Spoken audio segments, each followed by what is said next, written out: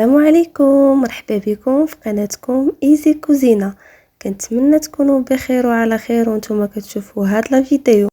والوصفه ديال اليوم ان شاء الله هي وصفه صيفيه بامتياز، سريعه وسهله ودغيا كتوجد، اللي هي لي بات او المقرونيه بالصلصه البيضاء او لي زيبينا.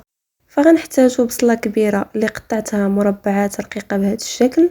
غنحتاج كذلك كميه من الفطر اللي قطعته على شكل طولي، بالإضافة لأوراق السبانخ أو لي زيبينار اللي قطعتهم كذلك بشكل طولي. وغنحتاجو كذلك كمية من صدر الدجاج اللي كتقطعوه بالشكل اللي بغيتو، أنا قطعته على شكل طولي. وغنحتاجو 200 مليلتر من الكريمة السائلة الخاصة بالطبخ، وكذلك غنحتاجو ملعقة كبيرة من صلصة الصوجا، نصف ملعقة صغيرة من الإبزار، وملعقة صغيرة من الملح، بالإضافة للقليل من الزعتر وفص ثوم محكوك، وفي الأخير ملعقة كبيرة من الزبدة. وغنحتاجو نصف كيلو أو 500 غرام من لي بات أو المقرونية. كتختاروا الشكل اللي بغيتو، أنا اختاريت هذا الشكل اللي كيكون طولي، هو اللي كيتواتى مع الصلصة البيضاء. كندير لي بات ديالي يتسلقوا في ماء غليان اللي ضفت ليه الملح والقليل من زيت الزيتون وكنخليهم يطيبوا. غندوز نحضر معكم الصلصه. غادي ناخذ مقله وغادي نضيف فيها ملعقه كبيره من الزبده، غادي نخليها تذوب. من بعد غادي نضيف فص من الثوم اللي حكيته من قبل، وغادي نضيف البصله اللي قطعتها كذلك. غادي نحرك هاد العناصر جيدا وغنخلي البصله ديالي تشرب الزبده. من بعد كما شفتوا معايا ضفت القليل من الزيت حيت البصله تشربت ديك الزبده كامله. غادي نخلي البصله ديالي تنزل طيب على خاطرها ويتغير اللون ديالها ويولي بني فاتح كما كتشوفوا معايا هنا. من بعد ما نزلت ليا البصيله، ومن بعد غادي نضيف الفطر او لي شامبينيون اللي قطعتهم على شكل طولي، وغادي نخلطهم مع البصله وغنخليهم ينزلوا كذلك ويتقلص الحجم ديالو. من بعد ما كيتشحروا ليا لي شامبينيون مزيان وكينزلوا وكيوليو على هذا الشكل، كنضيف صدر ديال الدجاج اللي قطعته على شكل طولي. يمكن لكم تقطعوه كما بغيتو. كنبداو نحركوهم مع البصله والشامبينيون اللي شحرنا من قبل وكنخليوه يطيب مزيان.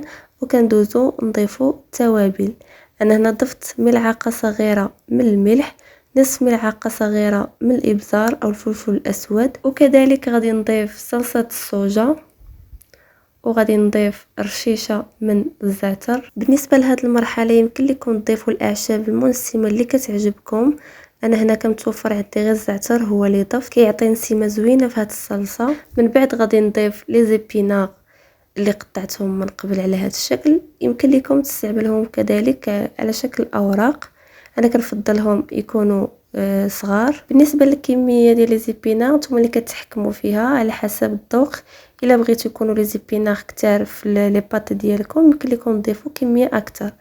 من بعد باش كيتشحروا ليا العناصر كامله كنضيف الكريمه ديالي. انا ضفت 200 مليلتر من الكريمه الخاصه بالطبخ، يعني اللي كتكون مسوسه. كنخلط الكريمه مع جميع المكونات باش كيتشربوا لينا الكريمه مزيان، وكنخليوها طيب تقريبا 3 ديال الدقائق باش كتشرب ليا جميع العناصر والتوابل. من بعد ما طابوا ليا لي بات كنخوي عليهم ماء بارد باش كيحافظوا على الشكل ديالهم وما كيتعجنوش. كما كتشوفوا معايا غيرت المقله اللي صايبت فيها لاصوص بمقله اكبر باش تهز ليا الكميه كامله ديال لي بات. ودابا غادي نخوي لي بات في الصلصه وغادي نحركها جيدا وغنخليوها تشرب مزيان هاد الصلصه. الا بانت لكم الصلصه ديالكم ثقيله بزاف يمكن لكم تضيفوا ليها القليل من الحليب. وكنستمر في التحريك حتى كيتشربوا ليا لي بات ديالي لاصوص مزيان.